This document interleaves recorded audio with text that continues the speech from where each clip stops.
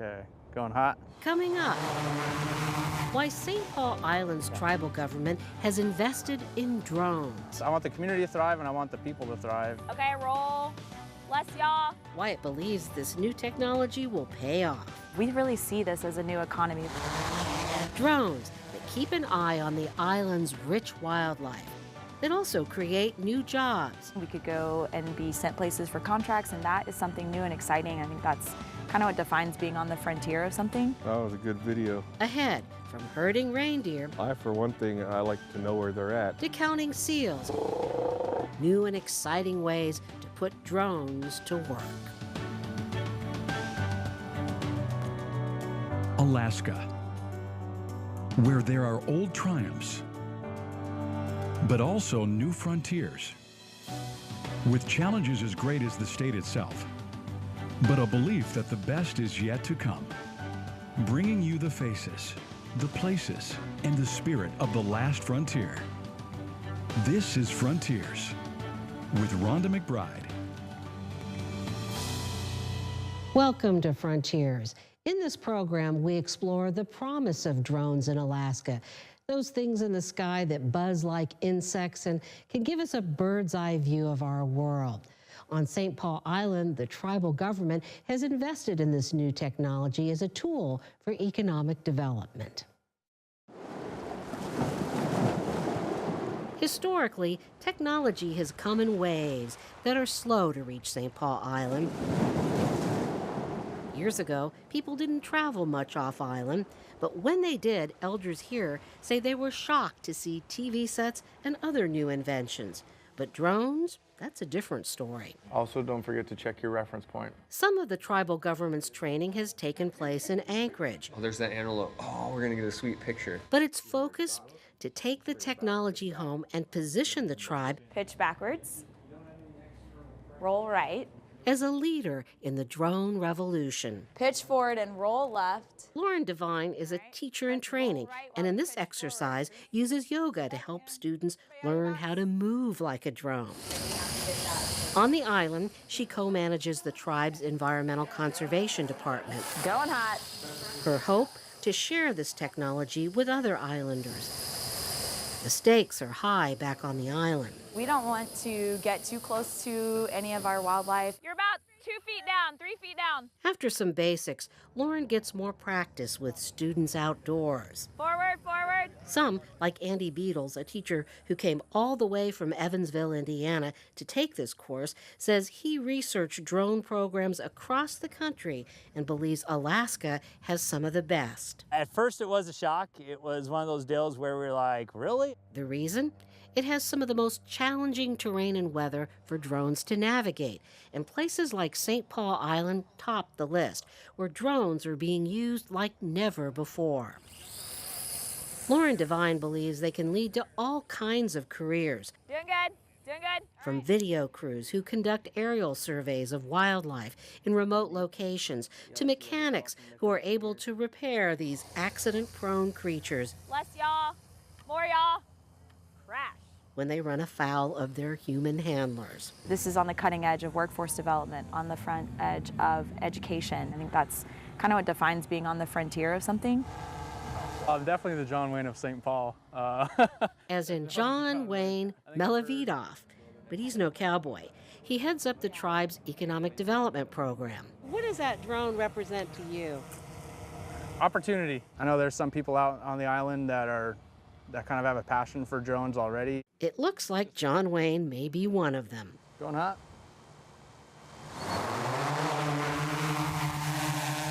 Love how smooth it is. This is the biggest one that I've flown so far. One man who took part in the tribe's early drone programs has already started his own business. I want the community to thrive and I want the people to thrive. It's just great to be able to get in on it on the forefront. John Wayne Melavidoff will be the first to tell you Sweet. that when it comes to drones, the sky is the limit. Advanced Aerial Education is the company that's working with the St. Paul Island tribal government. Up next, we take you to St. Paul Island for a look at some only in Alaska drone applications. I've actually experimented and I've herded reindeer with the drone. how this new tool may lead to better ways to track reindeer on the island and keep them healthy. Lingo. Ahead, there are more than 100 words like yaw and pitch and droney to learn. Just what do they mean? Later in our program, a lesson on the lingo of drones.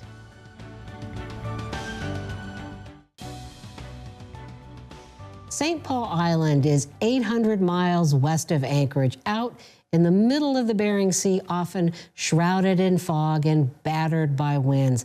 Not the ideal kind of place to use drones, but one that can teach us a lot about their potential. You hear all the calling going on right now. That could be them looking for their pups. For a good part of the summer and into the fall, the fur seal rookeries are off limits to humans for the sake of the cows and their pups. The island's tribal caretakers, who call themselves sentinels, guided us to a spot where we could watch from a safe distance. They are very vulnerable. When one of them runs or a couple of them run, you're going to have a chain reaction. Seal pups have been crushed in stampedes. With seal numbers on the decline and their importance to the local diet, great care is taken to avoid causing disturbances to the rookery. That's why the tribe has begun a slow and careful experiment with drones to gauge their reaction. So far, they haven't gotten too close to the seals, but have provided some useful numbers. The drones have mainly given people here a good look at the island they call home, as well as some of the other wildlife which live here too. I've actually experimented and I've herded reindeer with the drone. During the summer, the island's abundant grasses draw the reindeer away from town. This is mostly the females. The reindeer look like tiny grains of rice. Some of us will put dots on each one while using a clicker. Good enough to count the herd. 316, I believe. And the number of fawns, which are darker and smaller, but more than numbers, a surprising revelation. This was actually my first ever encounter with the reindeer herd with the drones. I was just trying to see how close I can get to them before they start really getting into it. The reindeer have good eyesight, and when they saw the drone, they formed a tight circle to protect their young. And this was the experiment where I was trying to push them to the road, and you can see the road up there. The hope is that drones can be used to corral the reindeer so they can be outfitted with radio collars to track them all year long. The herd has remained stable for the last 5 years, and at last count, there are about 400 animals on the island. About 70 are harvested every year. The herd is healthy. You know, you can't get any better than this. And they're isolated away from all the other diseases and, health problems that they've experienced on mainland Alaska. It's that isolation, that privacy the island gives to both humans and its other inhabitants that earned it the nickname Galapagos of the North. More than 200 different species of birds migrate here to raise their young, and the drones will help keep a protective eye on them. Along with the seals, who need protection now more than ever. The tribal government, known as the Aleut community of St. Paul Island, has several drone projects, one to track harbor seals for the federal government and Duke University, and another to monitor birds for the Audubon Society. Well, coming up, our next two guests are here to do some visioneering about drones. Nick Kelly with K2 Dronautics and Richard Webb with UAA's Innovative Design Studio.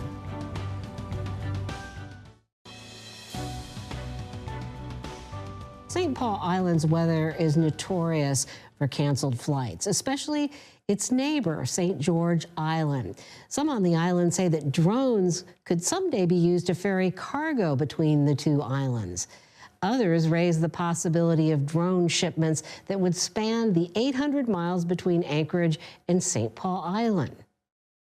It's definitely a part of our future. I don't know when, I can't say, if it's 5 years or 10 years out or even 20 years out. John Melavidov says that he'd also like to see St. Paul Island develop drones for search and rescue missions. He says climate change will continue to open up the Arctic and will increase the need for more drone expertise.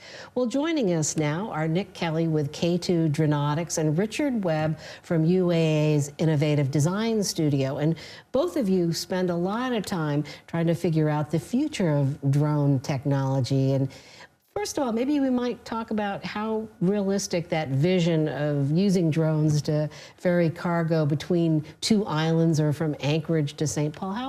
How can that happen? It definitely can in the future. There's kind of two different categories holding it back. One's regulatory and one's technology. You can't fly beyond line of sight right now. Those two islands are 45 miles In other words, apart. you have to see the drone, and after it goes out of sight, it's not legal to fly. Exactly, yeah. And also, there's just not much, at least for smaller drones, in terms of being able to fly that far. That's a long ways for a drone, especially carrying a package or something. So coming up with technology that can let a drone fly that far, and then also getting over the regulatory hurdles of being able to fly beyond line of sight. Well, Richard, you are always looking to the future to see how technology can be applied as part of your job. What's your prediction for being able to use these more than just these small drones that we're seeing here? I'm in complete agreement with Nick. Actually, one of the interesting things you might do is consider if you were around the turn of the century, in the 1900s to the 20th century, and ask, well, what are planes going to be able to do? What are cars going to be able to do? We are at the cusp of a revolution that drones and other technologies are leading that will lead us into a future that we're only beginning to understand. I think absolutely St. Paul's desire to be able to use drones is something that can be done. But what has to happen technologically? Because, you know, I don't see these big drones that are big enough to haul the kind of freight we have in Alaska.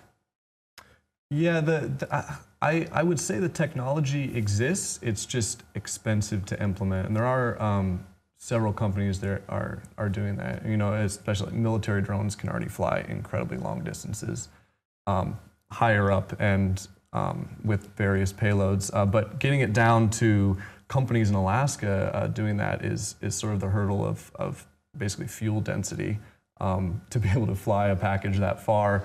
With right now, drones are mostly running on lithium polymer batteries, which... Well, let's talk about one idea that you hear about using drones to follow the Alaska pipeline, to go all that way and keep an eye on its safety. What would it take to do that?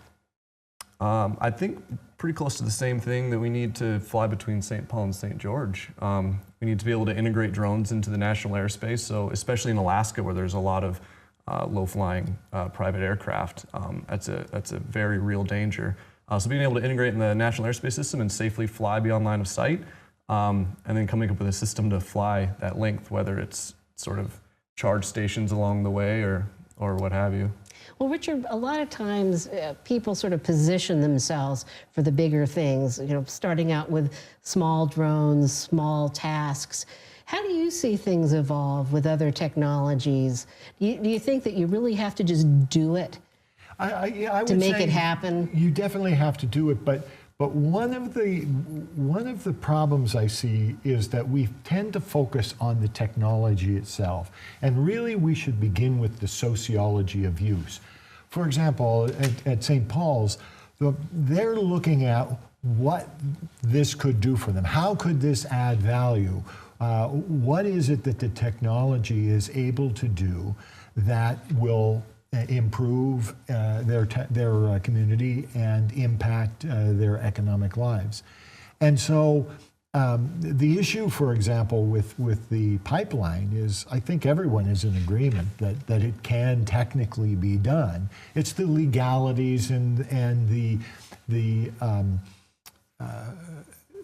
regulatory sort of restrictions that are really the problem. So I would say that right now our technology is moving so fast forward that the sociology and the regulation and the legalities have to catch up. And that's always something that happens whenever you have new technology introduced. One of the things about Alaska, you keep hearing people say, is that it's the perfect laboratory to test new drone technology. Do you agree? Yeah, absolutely. Alaska has some of the harshest climates and harshest terrains in the country, if not the world. It's a great place to prove out any technology. It's sort of the idea of if it works here, it'll work just about anywhere. What about in your business? How have you solved problems that have led to new developments?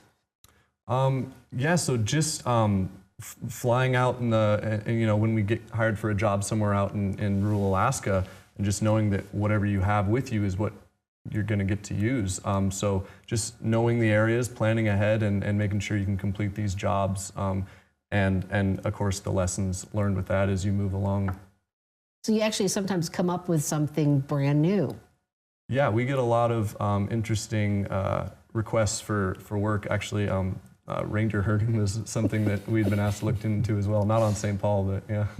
And every place is going to have different dynamics. What is it about having need that drives innovation? Excuse me, to have So when you have a need, and of course we have a lot of unique needs here, how does it drive innovation? Well, I mean, one of the key components of this, I mentioned earlier, economic development. Alaska, we do have wilderness, we have wide open spaces, et cetera, but we also have a number of industries in our state that would be well served by these technologies. Oil and gas, construction. We talked about wildlife management, the reindeer herding. These are all things where using the drones is not just a good idea, but it is an economically good idea. Cheaper than helicopters. Much cheaper, yes, exactly. And they're able to do things less expensively, and in some cases better. And we're able to do with some of these new technologies things we have never been able to do before. The scanning of environments and the recreating of those environments by the scanning technologies is going to revolutionize everything from oil exploration to construction to architecture. So I have to ask you, Nick, about your company, because you and your brother formed it, K2 Dronautics, and I guess the K stands for the two Kellys, K2, yep. And then you came up with the term dronautics. But tell me how you and your brother got started in this.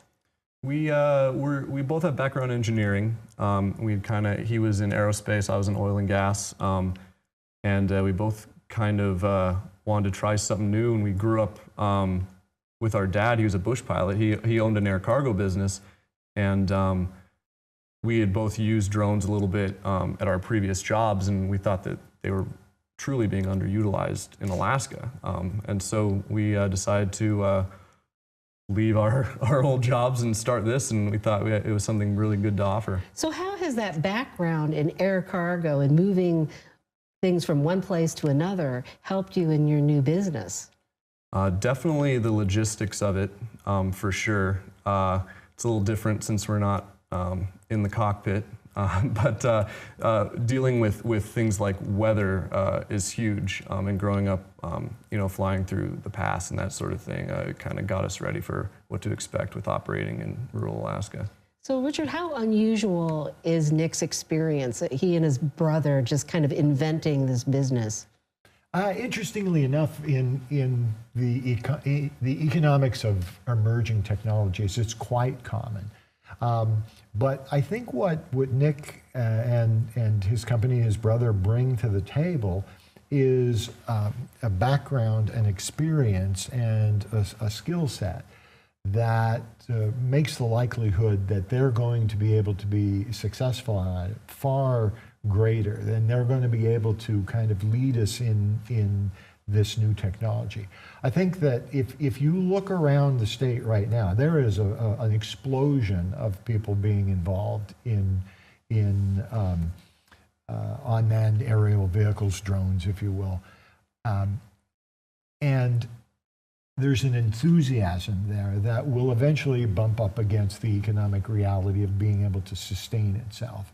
So I think that this is a pretty normal process, and as we go through learning the lessons that we need to learn, those companies that are most likely to succeed are the ones that have the background, that are willing to learn from their experiences, and to, quite frankly, work together with others in the field to improve the field as a community. Well, we've talked about the potential, but boy, a lot of people are worried, this vision of this drone coming up in their back deck and getting a view of what's going on inside someone's house. I mean, there are a lot of potential abuses. There have been cases where, firefighters have been out on a scene and they say, get that drone out of there. Someone's, interfering with our rescue while they're trying to take pictures. What are your thoughts on that? It's definitely difficult, and the reason it's difficult is because a lot of the same drones that we fly professionally, a 13-year-old can fly. And so there's sort of a difference in what you're using it for and how much knowledge you have. Commercially, we have to have a license, and so we have to pass exams and that sort of thing.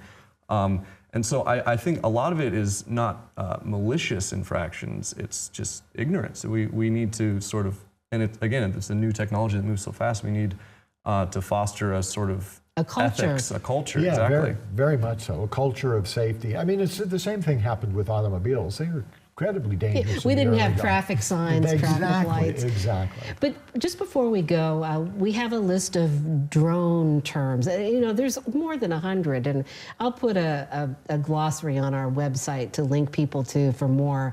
But what is it, about this language, Richard, that you see? Does that tell you that when you get a language that this field has arrived? I would say absolutely yes. We're intensely social creatures, and we communicate with one another.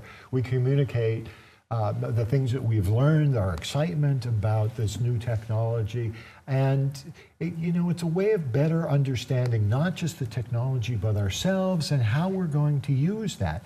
Because we talked a little bit earlier about culture. Culture is largely, this working out of what are the words, what are the processes, what are the ways that we're going to interact with one another.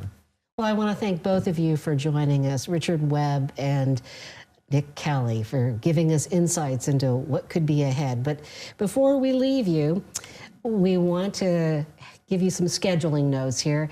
If our new 5 o'clock KTVA time slot doesn't work for you, you can still catch Frontiers in its old time slots on GCI Cable 907. One is for the early birds at 8:30 in the morning, and then 10:30 is for you night owls. GCI 907. Well, thank you for joining us, and we'll see you next week. We want to leave you with video shot by K2 Dronautics. Thanks for joining us.